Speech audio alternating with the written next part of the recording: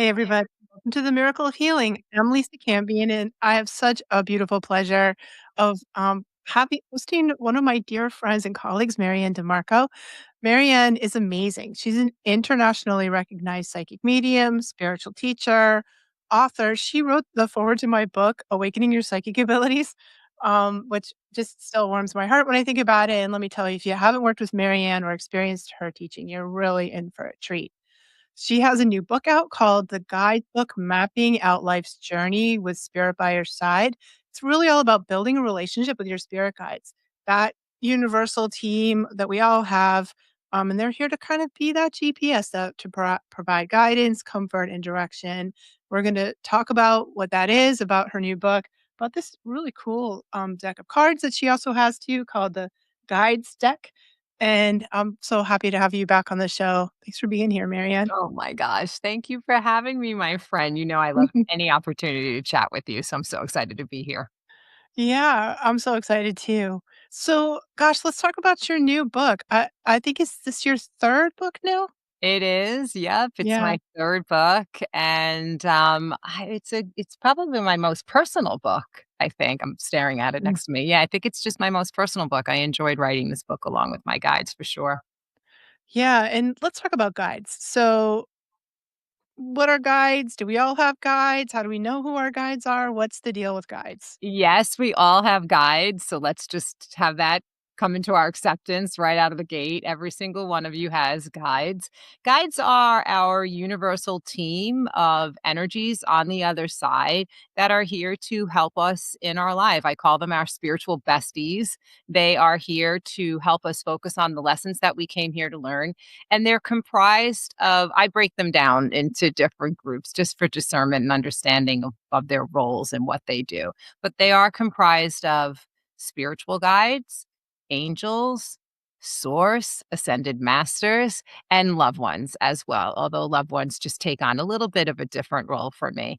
And in the book, I break down how to communicate with them, and they are very anxious to communicate with us. Their main role is really just to get us to start to hear our higher self so we can understand why we are here and what we came to do. Do you find that a lot of times when people are first starting to work with their guides, that they really show up as signs and omens, like that they're speaking to us, like, you see 11:11 on the clock, or you walk outside and you see the penny or the feather or something. Do you feel like there's like that connection there? Yeah, if your guides are being gentle with you, they can also show up really almost like a smack in the face. I Mhm. find most people start paying attention to the direction and guidance from their guides when maybe they have felt like the rug's been pulled out from under them or something that gets their attention a little bit more that you can't quite ignore. So yeah, you can Mhm. have that sort of lovely, hey, we're trying to introduce ourselves. And if you're not paying attention to that, I always joke that our guides just kind of love to come in and just be in our faces about it. So we must pay attention. Yeah, I think it's like it starts with a gentle tap tap, and if you don't get that, you might get the smack, smack, smack, and if you don't get that, you might get hit with a cosmic 2 by 4, I've been and hit with the really cosmic 2 by 4 on more than one occasion. And even while I've been doing this practice. So yeah, my guides they're ready for battle with me. They're like, pay attention. my guys are super bossy. Yeah. I always say, like, I just show up and do what I'm told, like, I mean, it's kind of that's what it feels like to me, but I know it's not that way for everybody. Sometimes people's guys are really, like, quiet or more like a committee, but mine are not like that. Agreed, mine too, and I wonder sometimes, I think, for myself, it kinda started off gradual where I sort of had more of those lighter feeling, "Dear beloved one" sort of messages in my guides, and then once I started really getting deep into this work, now I just hear, "Can you just listen and go do your job?" Like, they're really bossy. Yeah, That's where mine I'm are at. too. Yeah, mine are too. Yeah. And they're like, "Write another book," and I'm like, "No, I really don't want to. It's really hard." Like, and then Same. I'll just get that one over and over and over again until I, like, surrender to the fact that Yep. that's gonna happen. Yep, same. Every single book that I wrote has been, "It's time to write a book," and I've gone, "Oh, okay, I'll do it." They're saying it again, so we'll Oh, see. already? Yeah, Already? I know, I'm like, "You have to give me a hot minute, guys," and so we'll see, but Wow. another one's coming. What do you think the new one's about? I think the new one is going to be actually, I know what the new one is going to be about loved ones, and what they have to teach us from the other side. I really Mm, wanna write a book about that. that's cool. Yeah. That's cool, and you said that this book is more personal. Can you share some of those? Yeah, well, I think people like you and myself, I think sometimes because we're living this practice and teaching this practice that it can give the false impression that we're not going through it just like everybody else. And I felt called along with my guides to share some of the challenges that I've experienced in life and still experience in life. Nobody comes out unscathed. We all go through something. And I think what I wanted to share was that I'm in this human experience along with all of you, and I've had some things happen to me too. I didn't realize how I was working with my guides in those moments because they were from my past. But as I was going through the book and I was channeling, all my books are channeled, and I was channeling this book, they were showing me these memories of where my guides clearly stepped in. And I just wanted to share it with everybody, some of these stories, because I just want I might be a teacher, but I'm a student too. And I think it's Mhm. always, helpful to remind people that no one is above this. We might have knowledge and maybe I answer it in just a different way because I've been doing the practice, but I really wanted people to understand that everybody goes through a struggle at some point. Yeah, I mean, I think that's how we learn, you Yeah, know? absolutely. Yep. We Mhm. just learn and, we're here to, like, work through things, like, clear our karmic connections, clear our karma, like, get our lessons done, and I don't think we get off the planet until we do that, so, Agreed. I think for me, my guides are they're like, "Okay, you really need to look at this thing you don't wanna look at." Or like, "That thing over there, like, you have to deal with that," you know? They're kind of like, like you said, like, leaning into the messiness of life and, mine are a lot of, like, inner looking. But lately, I have to say, my experience with my guys is they're trying to get me to be more happy, to feel, like, happiness and love and joy. Like, Yes. I think it's pretty cool. That's a really good assignment. To your point, yes, our guides are definitely trying to get us to reflect on those repetitive themes in our lives. I always say, when I'm tired of my own story, when I'm annoying myself with my own story, I know that that is them very much trying to highlight through different experiences what it is that I came here to work on. And we have many different types of contracts. I've talked to you about, feelings about scarcity, there's fear, there's doubt. We all have them. There's also wonderful celebrations of gratitude and wonderment and miracles and all those things. And at the beginning of this year, I've done a lot of work in the past few years on self, but in the beginning of this year, I chose the word joy as my New Year's resolution. And so I love that you're saying that because, yeah, that's how I feel about this year. I think my guides are really trying to find me, help me feel that joy and peace in life. That's so good. Yeah. That's so good. And for somebody who's sort of new to this practice, Marianne, like, how do they start? I mean, I know you teach, psychic development classes, but where do we start? Like, maybe because it's really like a relationship, isn't it? Like, we need to put the time in with our guides, like we do nurturing any relationship that we have. So, where do we start with that? I think we first start with acceptance and trust that you are absolutely capable of doing this. No one is exempt from doing this. It doesn't matter what background, what belief system you have, as long as it's from the greater good and the higher good, belief system wise, you have access to hearing these guides. And even if you aren't in a good space in your mind, they're still believing in you. So it doesn't really matter. But it helps to move into spaces of trust because when you do that, you are opening yourself up. Just in that thought, you are now already implementing the action of your connection to them. And speaking in terms of belief, I believe that I can connect with them. I know that they are around me. These kind of like beautiful affirmations that we can spit out definitely starts to ignite this relationship and it will help with your discernment in hearing them. It will help with your skills and abilities. And then, just like anything else, when you're exercising a muscle, you want to be dedicated to that muscle and its nourishment. So you want to make sure that you're taking the classes, reading the books, and just creating an authentic spiritual practice that works for you. It doesn't have to look like mine.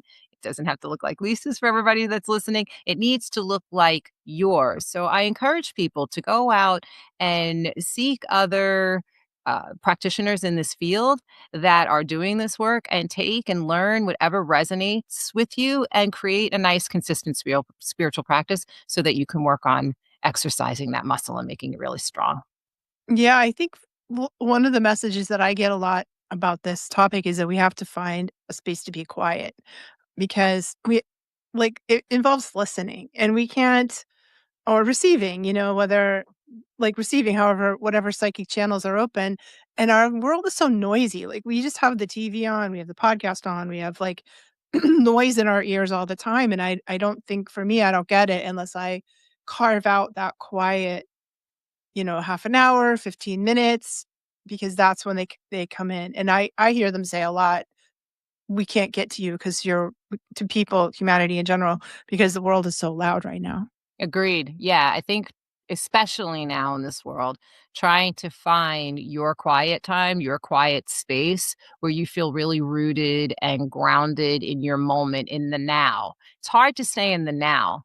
And when you Mhm. bring yourself out of projecting what's coming or ruminating in the past, and you can come to just this present space and take 10, 15 minutes a day, a week, whatever works for you, where you are just consciously within self, within breath, and connecting to those guides and starting these conversations through various techniques, you will feel the difference. And Mhm. it also calms you. I know for myself, like I change up my spiritual practice year to year, month to month, week to week. I really feel called to do different things to keep it fresh. And right now, to your point, a quiet moment surrounded by water, especially for me, I'm a Pisces, so Pisces needs to go swim. I just heard my guide said to me the other day, "Get in the water, fish." I need to be around water and just kinda have that beautiful, deep breath and peaceful connection. It works. Cool. Water's so good for clearing too. Like I think like getting in the water, it's like energy clearing, clearing out our emotions, like putting you in that beautiful like alpha brainwave state. It's Y you become the perfect Oh, definitely. receiver. And, I grew up Yeah. on Long Island, so I have to have the water on me constantly. Yeah. I hear that. I Yeah. hear that. Me too. I live in the ocean state. So You same, do. same. That is right. Yeah. So I think one of my favorite techniques or tips for talking to your spirit guides is using divination cards. And you have this beautiful deck. Thank you so much for sending it to me. The guide Oh, deck. It's 52 cards for mapping out life journeys with spirit by your side. And it's cool, your guides deck. It's just like these little messages that you can get, like, a little shortcut. Like if you don't know how to talk to your guides exactly, that our guides use these cards as like a little intermediary step. Like they're like um, you know, like a bridge between us and our guides. And they're so good. So tell me about the cards I'm so and glad how you they like came to you. them. Yeah, I really like them. I always wanted to do a deck. And my editor was actually like, "Hey, do you wanna do a deck?" And I was like, "Say less." I wanted the deck to feel easy and instructional in that so I know for me, when I am feeling like I am having foggy messaging or my ego's too in something or I'm just being clouded with earthly challenges, I like to pull a card. So I wanted Yeah. a deck that you can pull a card, uh, know why you pulled the card, get a direction and practice, and then have it followed up with maybe something like an affirmation. Some of them have affirmations on the end of the instruction, but I just wanted it to feel like if you don't know what to do for the day, that you could pull a card, and your guides will show you what to do for the day. It's so good. I just pulled abundance reception. And it's like, "You are worthy." So it's got a little message at the top that's so sweet. And then there's an action, take a deep breath and place your hand over your heart and say out loud. And then there's the affirmation at the bottom. So I like it that it has the message and the action. So something you can really, do to put it into practice while you're right there. They're great. They're really Thank good. you. Thanks. I Yeah. love them. I think that I've been having fun with them, and I only have 1 deck. I don't have many decks. So I'm glad you got yours too with here. And, Yeah. I don't So know, I cool. enjoy pulling them and seeing what I pull them for my students all the time. We like to and I like to pull them after I've worked with somebody and then have Mm, the cards support everything that spirit said to them, which is kind of fun. It's like a double yummy validation. that's really great. Yeah. So good. Love it. Thanks. So yeah, so So we need some quiet time. We maybe need the tools like the cards. Mhm. Um, what else? What else? How else are the guides working with us? I think what we want to understand as well is that your guides know you. They're asking that you get to know them and you get to know your higher self. So when you start connecting with guides, we have to kind of set what the expectation really is. They're not coming in to tell you what to do, although ours are really bossy. But they actually are very instructional and tell us what to do. But most guides are coming in to give you the breadcrumbs and they're asking you to follow them. And what I want to tell people is that because we live in this beautiful free will world, that they're asking us to co-create and that the power is within you to do that co-creation. The more that you connect with your guides, we talk about things like manifesting and working with high frequency and vibration. Your guides are here to help you with all of that. You just have to remember that you are an active participant. So if you think about it as you're getting to know some of your most closest friends on a whole different level and that you're having these deep conversations, you start to create this really cool relationship with your guides. And I trust my guides, and the way they show up is just it amazes me still. They are happy to show off.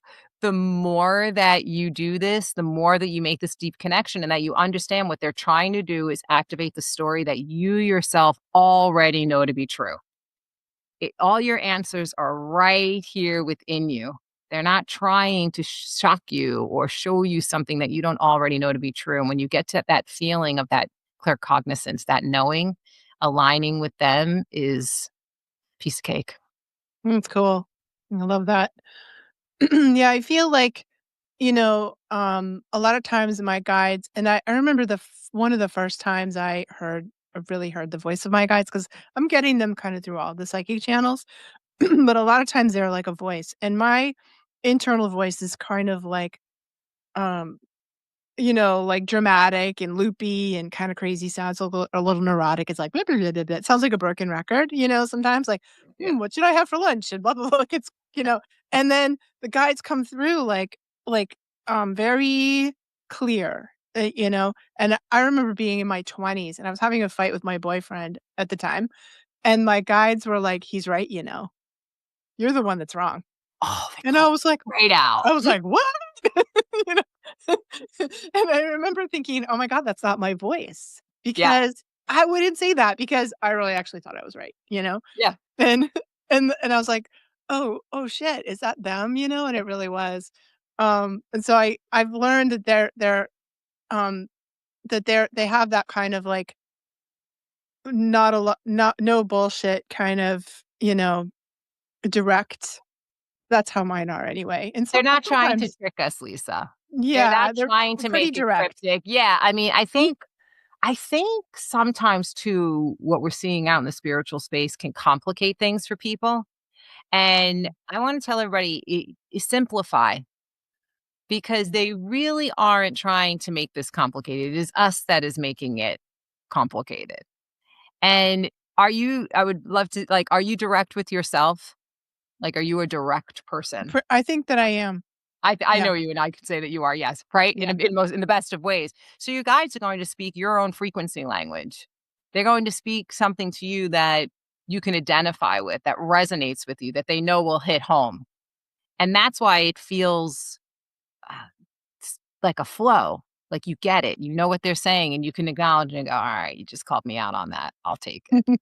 I mean, I argue with my guides. They've got their hands full with me, right? Because I'm a little combative with them. But it is this interesting, really comfortable relationship. Like that when you hear them, you're like, that was so clear. Yeah, There's no mistaking it. The it's always discernment so can be clear. tough when you're first learning. Yeah. Am I speaking to myself? Am I speaking to source? Am I speaking as my psychic self? And so I always tell people this is a great exercise. I'm actually just teaching this. I'm doing a retreat in a couple weeks. I'm teaching this one. What does it sound like from self? What does it sound like from source? And what does it sound like from your psychic higher self? Like your guides and psychic stuff.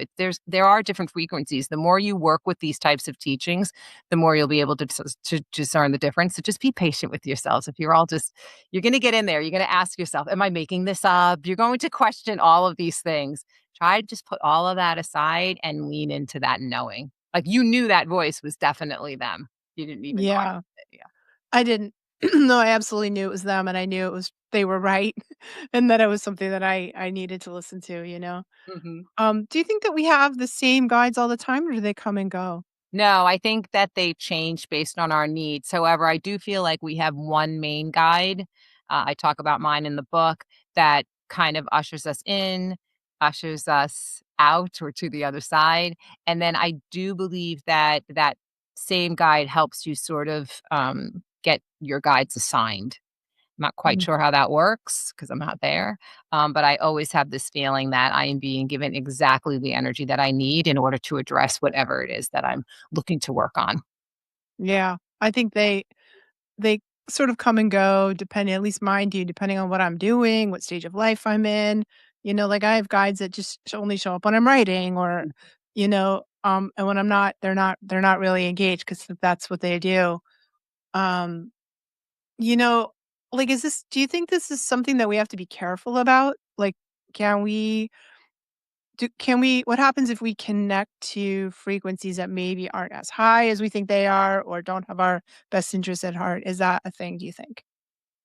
Yeah. I mean, I think what you have to understand is that when you're working with spirit, that creating good spiritual hygiene is very important.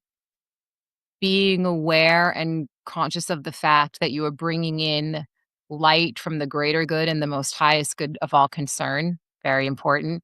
And what is your intention behind connecting? Why do you want to connect? Pay attention to that. Is your ego in it? Or are you Mm. looking to connect to heal parts of that ego? Right? There's different language that you can use. I have always had the feeling like I feel so protected because all I think about is working from that greater good that I don't allow for those other types of frequencies to enter. Can they? Sure. And are they around? Absolutely. Do I need to recognize them, especially in readings? Totally. But I think what we have to be aware is try not to give it any fear. And if you are feeling that, let's address it because 9 out of 10 times, your guides are still trying to show you something. Yeah. You know, if you look at everything as a learning moment, you can then transform all of your experiences that you might think or regret or scary or this into something that is productive. And Mm. that's really what your guides are trying to do so that you can rewrite your story in ways that brings you to those better frequencies energetically. Yeah, I think that's so wise. And dealing with fear seems like it's really important. Like, I was talking to one of my friends the other day, and she said that Um, she was so scared. She was super scared of, like, paranormal experiences, and that Mm. she was having this, um, presence come into her room, every night, and she was freaking out. She was, like, throwing holy water all around. She was, like she was really upset about it, Yeah. and then she realized it was, like, her angel. It was, like, Yeah. her highest level guide, but her fear was such that she couldn't even see that until she got past the fear. I write about a media mentor. When you feed fear, fear will feast. Right? So Yeah. if you're going to continue to feed that fear is going to fester and grow. It loves it. Yum, yum, yum, yum, yum. I mean, it just takes it in. And this is where our thoughts and our words are incredibly powerful. Try to move out of fear and into curiosity. Mm. Try to, if you know that you have the light around you, then let's observe and see maybe what it is that you're trying to be shown in this moment. Oftentimes, readers will take a look at people who are in depression and say, "Oh, they're so heavy or dark." No, no, no, no. They're not dark. What you're seeing is the depression in them, which is not going to come out like some gorgeous radiance of light. And so Right. I think we have to be aware and responsible in how we are translating. And I always tell my students, always go for the most positive of translations. Even if it seems dark, even if it's giving you some fear, let's go with the most positive translation and see what it is that your guide is trying to show you. Because I have seen some very interesting things. And I was only scared one time when I was very young, and I write about Yeah. it. And, I didn't have any protection. But honestly, I still to this day think when I reflect on it, I was being shown because I was going to do this work, make sure that you're practicing that good spiritual hygiene because sure, just like there's light, there's dark. That's the way the world works.